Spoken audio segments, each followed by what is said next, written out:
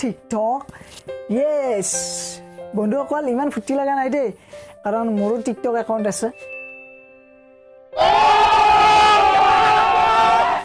so বন্ধুসকল TikTok ban in India confirm ইয়াৰ কাৰণটো হ'ল যে বহুকেইটা কাৰণ এতিয়া ওলাই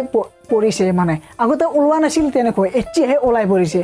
যেতিয়া কেৰিমিনিটিয়ে ভিডিঅ'টো বনালে TikTok versus YouTube the and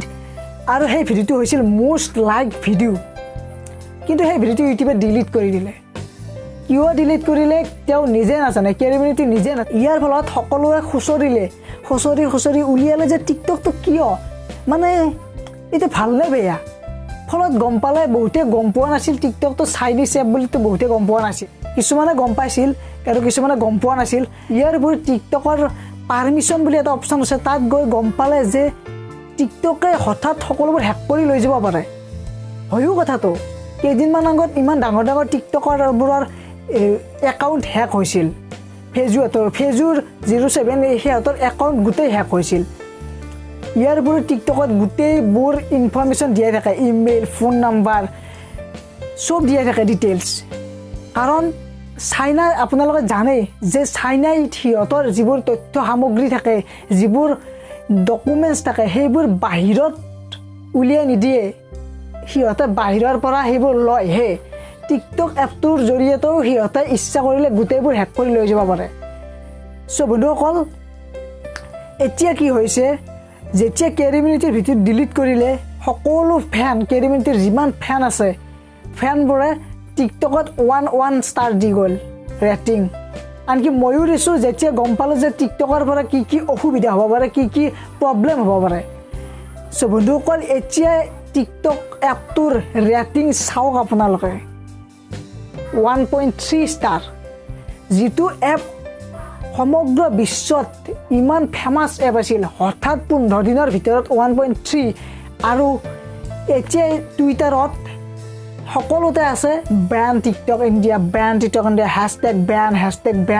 ban ট্ৰেণ্ডিঙত চলি আছে এইটো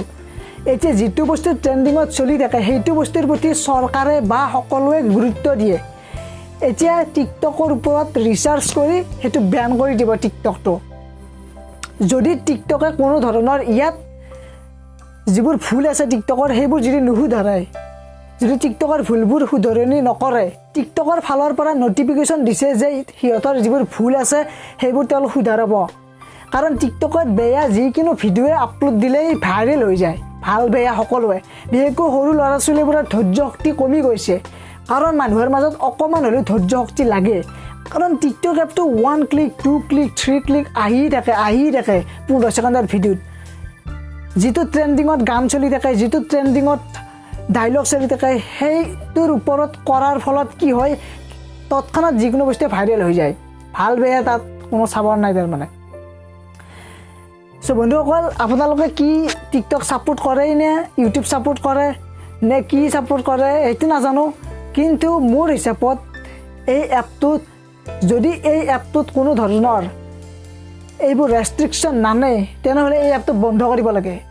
যদি ইউটিউবৰ নিচিনাকৈ কিছুমান ভাল গাইডলাইন দিয়ে যে এনেকুৱা ভিডিঅ' আপলোড কৰিব লাগে নে নালাগে সেনেকুৱা গাইডলাইন থাকিলে টিকটক এপটো থাকক কিন্তু এইটোৰ দ্বাৰা কিন্তু মানুহৰ ধৈৰ্য শক্তিটো বহুত কমি গৈছে সেইকাৰণে এতিয়া ইয়াৰ উপৰিও কেৰিমিনিটিৰ যিটো নেক্সট আৰু এটা ভিডিঅ' দিছিল মাত্ৰ তেওঁ এটা ষ্টেটমেণ্টহে দিছিল সেই ভিডিঅ'টো এতিয়া